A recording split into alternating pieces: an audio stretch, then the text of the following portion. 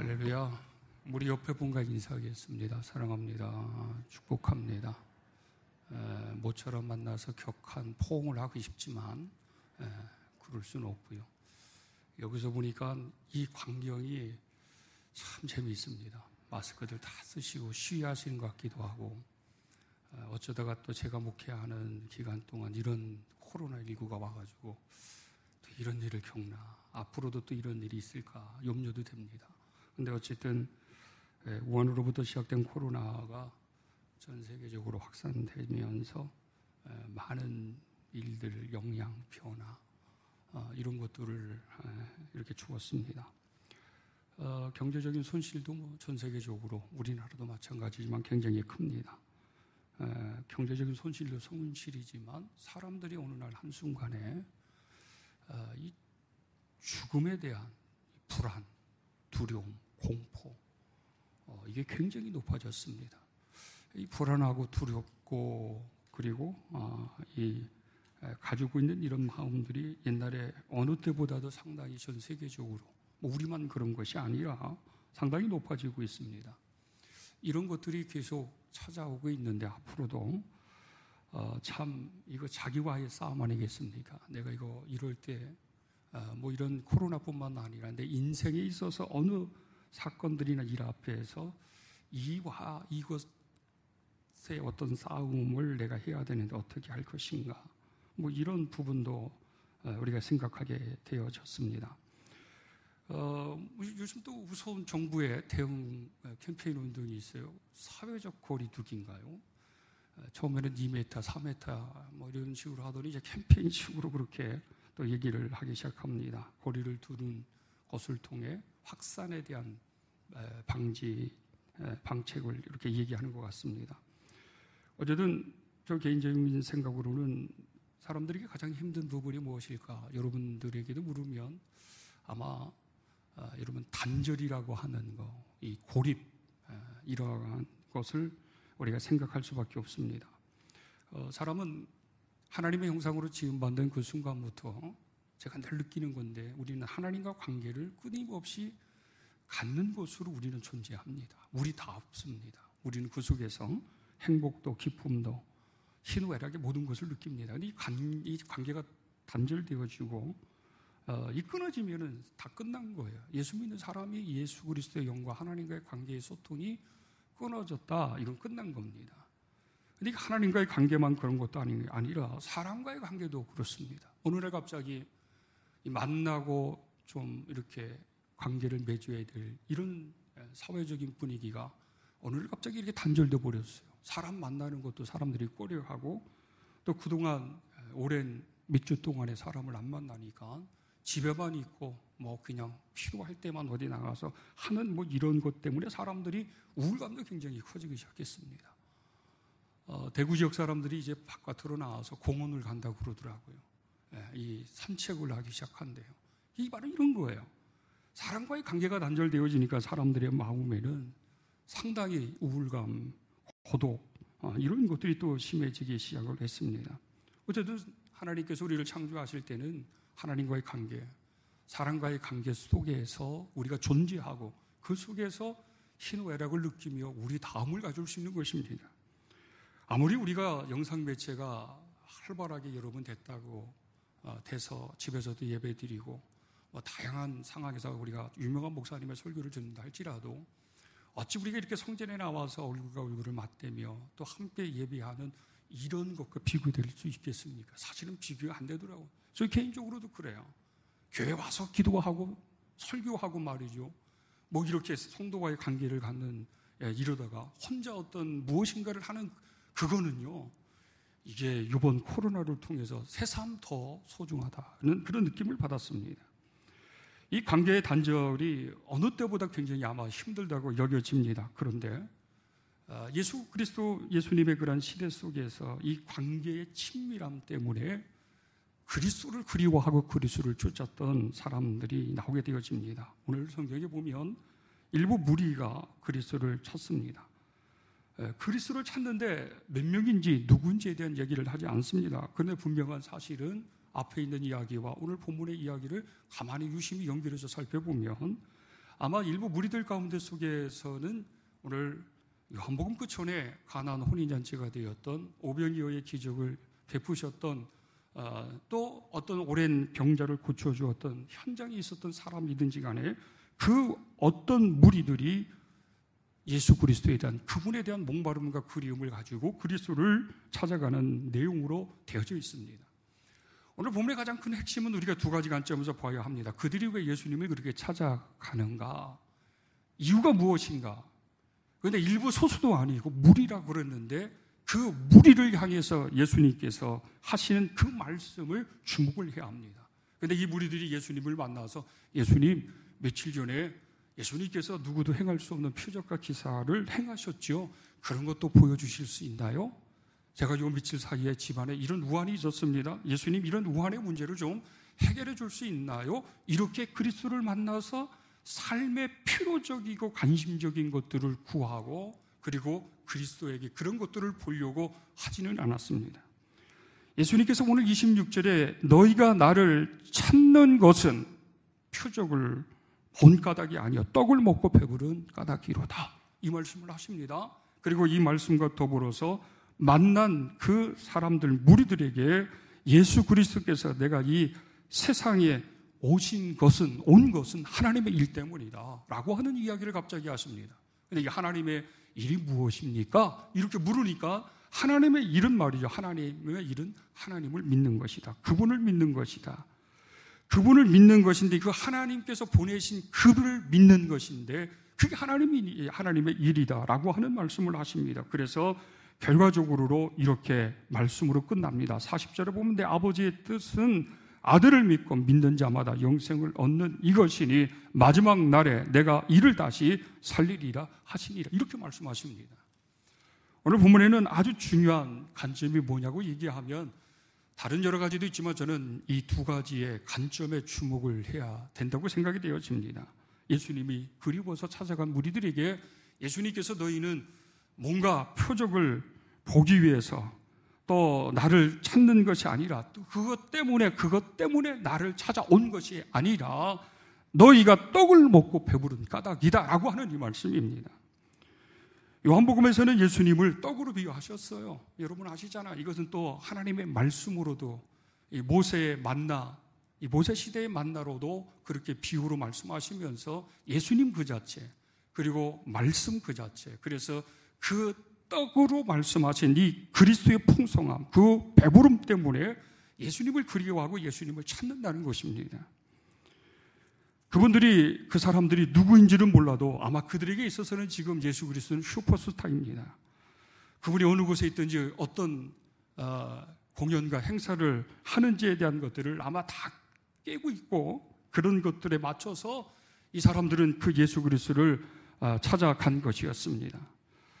예수 그리스도를 찾아가서 처음에는 제자들이 그리스도와 함께 있는 것처럼 이 갈릴리 호수 근처에 예수님이 디베랴 바닷가에서 행하셨던 그곳에서 예수님을 보지 못하시고 제자들만 만나게 되고 나중에는 그 멀리 있는 건너편에 가버나움에 가서 비로소 예수님을 만난 것이었습니다. 그들의 마음과 인생 삶 가운데 속에서 그분들이 그 그리스도를 그리워하며 그리스도를 찾은 사람들은 어떤 유형이 됐든지 간에 이렇게 우리는 추측을 두 가지로 해볼 수 있습니다. 하나는 이들이 언제 예수님을 만났었을까? 어떤 현장 속에서 그리스도를 만났을까라고 하는 것입니다. 예수님께서 수천 명의 사람들을 모아놓고 설교하실 때 그때 예수님의 말씀 안에 성령으로 말미암아 그리스도를 만났나? 그 무리들 중에 한 무리가 그 굶주림 때문에 그 목마름 때문에 그 예수님을 그리워서 또 예수님을 그 다음 며칠 사이에 예수님을 찾아러 오신 건가? 그 군중 중에 일부의 무리인가? 이렇게 우리는 추측을 해볼 수 있습니다. 그런데 여러분 그 전에 또 보면은 가나안 혼인잔치에서 예수님이 보이신 표적의 사건들 속에 손님으로 왔고 잔치에 귀빈으로 왔던 사람들 중에 예수님이 행하신 그 어떤 사건의 이야기를 듣고서 또 그 사람들 중에 일부는 아닐까라고 하는 추측도 할 수 있습니다. 베데스다 연못에 있었던 그 또 병자의 사건을 통해서도 예수님을 만난 사람이 아닐까라고 하는 추측도 할 수 있습니다. 그런데 우리는 이렇게 그냥 추측을 해보냐. 무리라고 한다 그러면 아마 적어도 예수 그리스도에게 오병이의 기적을 통해서 그 사건의 현장 속에 있었던 그 무리들이 아닐까. 그들이 그 속에서 며칠 동안 예수님과 함께 무엇을 했습니까? 부흥회를 한 것이었습니다. 그런데 그 부흥회가 병자를 고쳐주고 말이죠. 그리고 뭔가 신령한 은사를 주고 신비적인 하늘의 문을 열리게 하는 이런 것들이 아니었고 오직 하나님의 말씀이었어요. 그 하나님의 말씀, 그 생명의 말씀이 그들의 심령 속에 임하게 된 것이었습니다. 그것은 다른 말로 얘기하면 그들의 마음은, 그의 심령은 그리스도와 인격적으로 만나서 하나 된 것이었습니다. 그분이 너무 좋으니까 말이죠. 제가 언젠가도 그런 말씀 드렸지만 사랑하는 사람을 위해서는 시간도 돈도 아깝지 않는 거 아시잖아요. 시간이 금방 빨리 가요. 사랑하는 사람과 있으면. 사랑하는 사람을 위해서 무엇인가를 쓴다는 게 아깝다 생각하는 사람들은 그걸 극복해야지만 사랑을 성공적으로 이끌어갈 수 있습니다. 관계에 있어서 내가 무엇인가를 하는데 아깝다 자꾸 돈 얘기하고 네가 샀으니 내가 사라 n분의 1로 나누자 자꾸 이런 식으로 데이트를 하려고 하는 사람들은 결코 남녀는 사랑에 성공할 수가 없습니다. 그러나 진정한 사랑에 필이 꽂히면 붙잡히면 돈도 안 아까워요. 시간도, 그 사람과 있는 시간도 여러분 얼마나 빨리 가는지 몰라요. 이 사람들은 먼 여행을 합니다. 지금처럼 교통이 발달되어진 시대도 아닙니다. 걸어가도 그렇고 배를 타도 그렇고 어느 지역으로 이동해서 누군가를 만난다는 것은 정말 많은 시간과 돈과 무엇인가 그런 헌신과 희생적인 것이 아니면 불가능한 시대였음에도 불구하고 이 무리들은 예수 그리스도를 찾아간 것이었습니다. 예수 그리스도를 찾아가고 비로소 그분을 만난 것이었습니다. 그 예수 그리스도를 찾아가고 그분을 만나서 그 만남을 여러분 한번 상상해 보십시오. 여러분 한번 상상해 보십시오. 존 번역이 쓴 기독교 고전 중에 철로역정 아시잖아요. 여러분 한번 읽어보신 분들은 아실 겁니다. 마치 우리를 인생의 순례자처럼 비유를 했고 인생을 살아가면서 부딪히는 여러 많은 유혹들 넘어질 때 그리스도가 찾아오시고 우리를 일으켜 세우시고 또 온전한 길을 가게 하면서 최종 순례자가 도달하는 무거운 짐을 다 내려놓고 도달하는 시온성 하나님의 나라 해처럼 빛나는 그곳에서 환희적인 영광 가운데 세워지는 것으로 결론을 맺습니다. 그런 것입니다. 인생이 무엇이냐고 물으면 인생이라고 하는 것은 그리스도를 그리워하는 것이고 그리움 때문에 그리스도를 찾는 것이고 그 찾음을 통해 그리스도를 만나면서 느끼는 것, 행복을 느끼고 기쁨을 느끼는 것 그리고 예수님께서 그것으로 끝나신 것이 아니라 하나님의 일이라고 하는 뜻이라고 하는 그 차원으로 넘어가서 더 친밀하고 더 깊은 아버지의 관계 속에 그 뜻을 이루어가는 것이 인생과 신앙의 삶이라고 말할 수가 있습니다.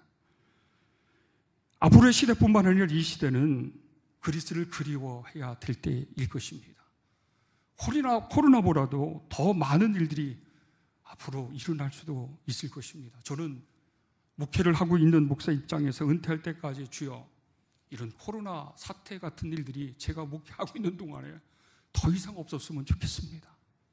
어쩌다가 이런 일이 있어가지고 전 세계적으로 말이죠. 어마어마한 공황에 빠지고 사람들이 두려워하고 불안해하면서 이렇게 됐는지 모르겠다고 하는 이런 자괴감, 참혹함이 늘 있게 되어집니다. 그런데 또 이런 일들이 일어나지 않으려는 법이 없어요. 코로나가 아직 끝난 것도 아니에요. 언제까지다 이렇게 말할 수 있는 것도 아니에요. 저희 장로님들이 저번 주에 모여가지고 오랜 토론을 했습니다. 어떻게 해야 되느냐, 한 주 더 연장해야 되느냐, 말일까지 해야 되느냐, 언제까지냐. 그런데 결론은 이거예요. 언제까지라고 하는 날짜가 정해지지 않은 거예요. 결국은 우리가 정해야 합니다. 우리 개인들이 정하고 신앙적인 관계 회복을 또 개인의 결단에 따라 행할 수밖에 없는 거예요.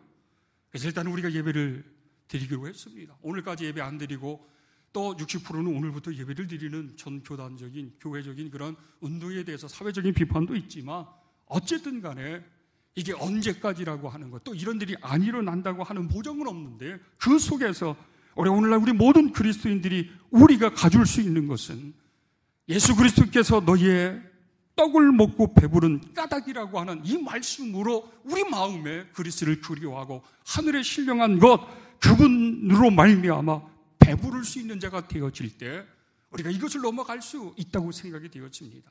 또 이런 황폐하고 척박한 상황 가운데 속에서도 우리가 그리스도를 그리워하며 그리스도를 찾을 수 있는 그런 믿음의 사람이 될 수 있다고 그렇게 생각이 되어집니다. 그렇기 때문에 여러분 예수님을 찾으시기를 바랍니다. 예수님을 찾고 그 속에서 은혜를 받아야 합니다. 그 속에서 그리스도와 더 다시 한번 나와의 관계를 생각하면서 내가 어떻게 살아야 하는지, 어떤 믿음의 삶을 살아가야 하는지를 다시 한번 확증할 수 있어야 될 것입니다. 제발 여러분 믿음을 잃어버리지 마시기 바랍니다. 저는요, 두려움이 두 가지가 딱 있습니다. 이 다음에 제가 하나님의 나라 가서 하나님께서 이런 사태 가운데 목사로서 어떠한 평가가 저에게 있을 거라고 하는 두려움이 솔직히 있습니다. 그리고 하나는 또 이런 염려가 있습니다. 우리 교인들 한 사람도 이런 일 때문에 믿음 잃어버리지 않기를 원하는 마음이 하나 있습니다. 저 솔직히 제가 우리 집사람한테 드렸어요. 여보, 혹시나 내가 코로나 걸려가지고서 죽으면 슬퍼하지 말고 걱정하지 말고 그러려니 해. 나 먼저 갈 테니까. 우스갯소리를 한 말이에요. 우리 집사람이 무슨 말이라도 그런 얘기를 하냐고. 그러냐, 그렇다는 얘기야. 그렇다는 얘기야. 그런데 저 자신보다도 우리 가족보다도 솔직히 목사는요, 성도들이 늘 생각이 나요. 성도들이 늘 생각이 나면서 바라는 마음은 이번 사태를 통해 믿음을 잃어버린 지 없어야 하는데, 또 주님을 향해서 열심을 품고 나갔던 그 열심이 잃어버리지 말아야 되는데, 이 두 가지밖에 없습니다. 교회 운영이요? 전 솔직히 걱정 안 합니다. 말은 뭐 교회 운영에 대한 얘기를 장로님들이 하지만 이 교회 운영이나 인생에 대한 재정은 그렇게 별 걱정도 안 되고 하나님 하실 일입니다. 없으면 없는 대로 살면 됩니다. 그러나 더 중요한 것은 이 구원의 부분은, 이 구원의 문제라고 하는 것은 목사가 어떻게 해줄 수 있는 것도 아니에요. 믿음을 불어넣어 줄 수 있는 것도 아니고 말이죠. 믿음을 생기게 만들 수 있는 것도 아니고, 결국은 본인의 결정 속에서 본인이 그거에 대한 책임도 져야 되고 본인이 그거와의 싸움에서 이겨야 되는 상황인데, 이 무리들은 어떻게 이 척박하고 어렵고 힘든 여정 가운데 속에서도 그리스도를 그리워하면서 찾았을까? 그 이유는 배부름 때문이라고 하는 거예요. 날마다 우리는 그리스도와 하나 되어지고 하나님의 말씀을 통해 영적인 배부른 자로 세워져서 우리의 믿음을 점점 부유하게 할 수 있는 성도들이 될 수 있어야 할 것입니다. 이 배부름 가운데 있는 자들이 그저 그리스도를 만나는 것으로 또 만족하지는 않았습니다. 그리스도로부터 무엇인가 받았기 때문에 그 받은 것, 목적 때문에 성취된 것으로 또 주저하거나 만족하지도 않았습니다. 예수님께서 의미 있는 말씀을 곧 이어서 그렇게 하셨습니다. 27절을 보면 썩을 양식을 위하여 일하지 말고 영생하도록 있는 양식을 위하여 하라. 일이라고 하는 말씀을 하셨어요. 갑자기 이 일이라고 하는 말씀을 하니까 이 무리들이 또 성경에 이 갈급함과 지식에 욕구가 있다 보니까 질문하잖아요. 28절에 우리가 어떻게 하여야 하나님의 일을 합니까? 여러분, 이거는 상당히 공허적인 거예요. 의기투합해서 영적으로 우리가 어떻게 하면 하나님의 일을 할 수 있는 거예요. 그 하나님의 일이 뭐예요? 아마 우리는 비전과 사역을 얘기할 수 있습니다. 우리 교회 비전이 이렇습니다. 우리의 꿈은 이렇습니다. 이런 것들을 생각할 수 있습니다. 그런데 아주 예수님은 그런 것보다도 아주 간단한 것을 말씀하셨습니다. 하나님께서 보내신 니를 믿는 것, 이게 하나님의 일이다.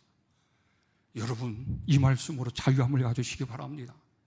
우리가 어떤 사역을 하다가 중단이 되든 내가 부족해서 기대한 것만큼의 결과를 못 얻든지 간에 그것은요, 우리가 잘했다 못했다 뭐 이렇게 판단할 수 있는 것 아니에요. 다 하나님이 하실 수 있는 거예요. 단지 우리가 할 수 있는 것은, 하나님의 일이라고 하는 것은 예수 그리스도를 믿는 거예요. 그 믿음을 잃어버리지 않는 거예요. 그 믿음에 대한 확증성을 갖는 거예요. 그 믿음 때문에 그리스도께서 오셨다고 말씀하셨습니다. 내가 아버지의 뜻은 아들을 믿고 믿는 자마다 영생을 얻는 이것이다라고 예수 그리스도께서는 말씀하시면서 이렇게 말씀을 하셨습니다. 나는 생명의 떡이니 내게 오는 자는 결코 줄이지 아니할 터요 나를 믿는 자는 영원히 목마르지 아니하리라. 35절의 말씀이 요한복음에서 예수님을 정의할 때 7가지로 말씀하신 것 중에 첫 번째, 생명의 떡이라고 하는 거예요.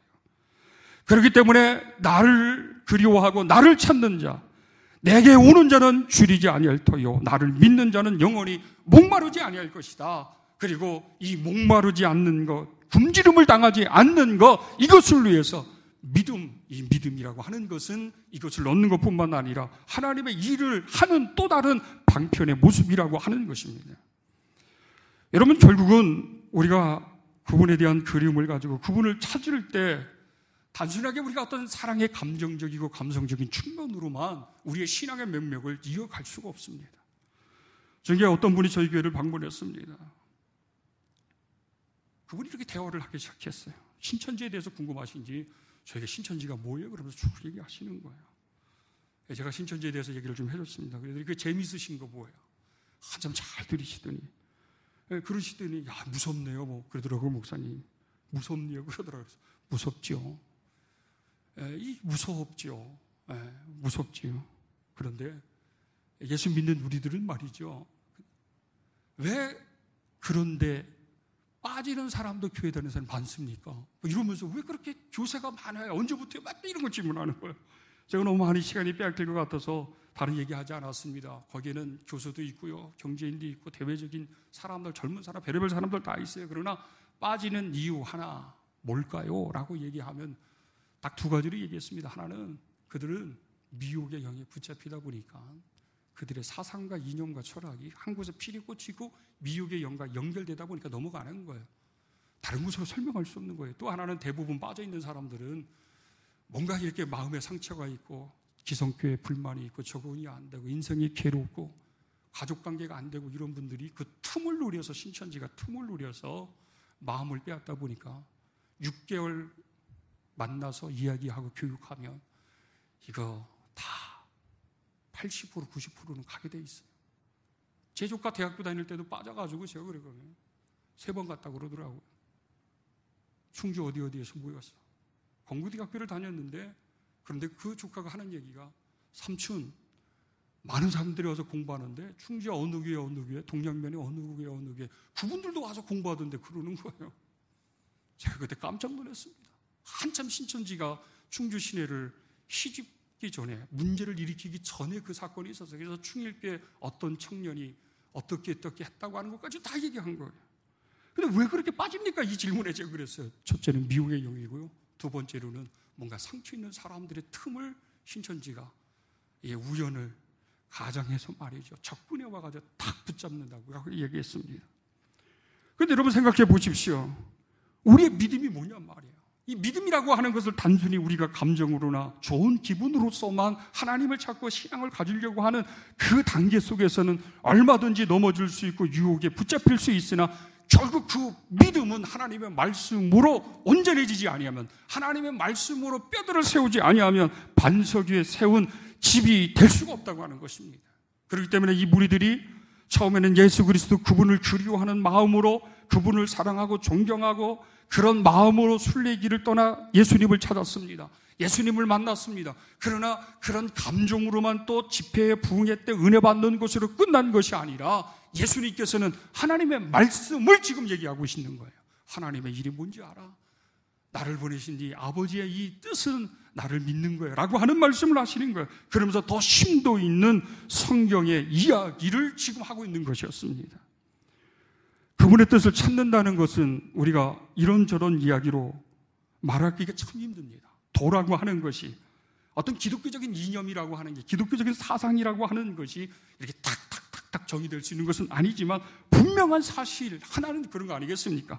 그리스도의 도가 뭐예요? 그리스도의 정신이 뭐예요? 그리스도의 이념이 뭐예요? 기독교의 사상이 뭐예요? 그러면 여러분 예수 그리스도 아니겠습니까? 예수 그리스도와 연관되고 예수 그리스도를 위하고 예수 그리스도가 세우신 교회의 유익과 그리스도의 덕과 질서와 그리스도의 뜻을 이루어가는 그런 것들이 아닌 학문이야 그런 일들은 하나님의 일이 아닌 거예요. 하나님의 일이 아니고 어찌 그게 하나님의 일이 될 수 있습니까?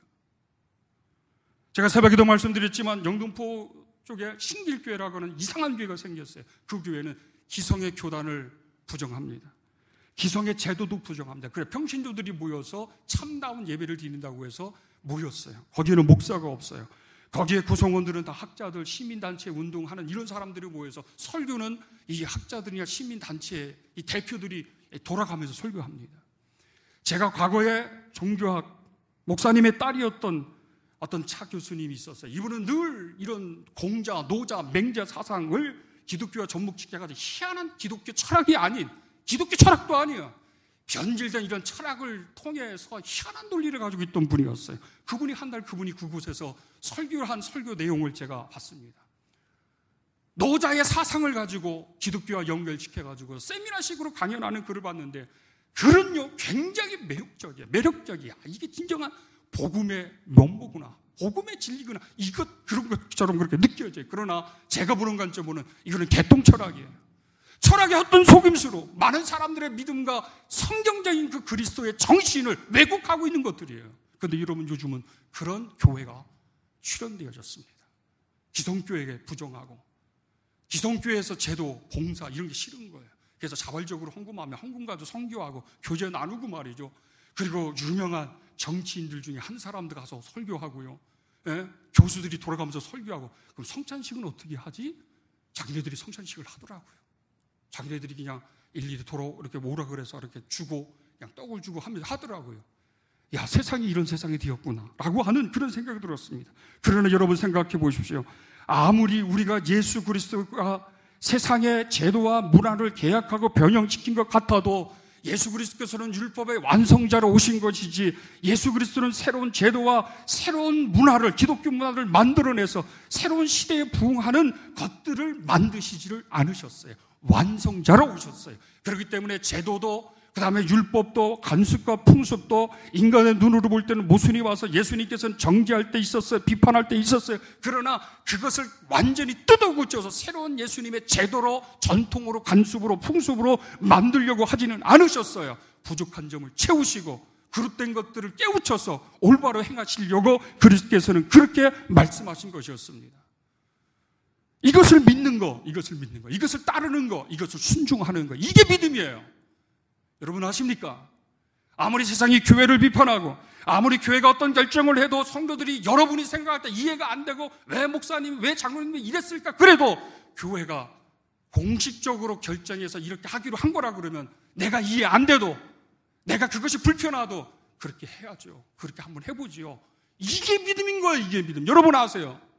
예수님은 지금 이 무리들이 찾아와서 단순히 과거에 감정으로만, 좋은 것으로만, 은혜 받는 것으로만 끝나기를 원치 않으셨고, 하나님의 깊이 있는 말씀을 통해서 그들이 하나님의 일, 하나님의 뜻을 묵상하고 그 말씀으로 뼈대를 세워 온전한 그리스도적 삶을 살아가도록 그렇게 하셨습니다. 여러분, 우리가 그분을 그리워하면서 우리가 주님으로부터 오신 말씀을 통해 다시 한번 말씀을 통해 우리의 뼈대를 세워야 할 때입니다. 여러분의 신앙의 그 기초를 무엇으로 지금 쌓아가고 있습니까? 아니, 우리 교회의 기초를 우리가 무엇으로 다시 쌓아야 합니까? 그렇다고 한다면 그것은 오직 하나님의 말씀이요, 이 십자가의 정신이요, 십자가의 그러한 도라고 하는 사실을 우리는 잊지 말아야 합니다. 그 예수 그리스도를 그리워하면서 여러분, 예수님을 찾으실 수 있는, 예수님을 찾기 위해서 순례길을 끝까지 걸어갈 수 있고, 그리고 완주하고 최종 목적지에 다 함께 도달할 수 있는, 그러나 우리 모든 주의 성도들이 되시기를 간절히 축원합니다.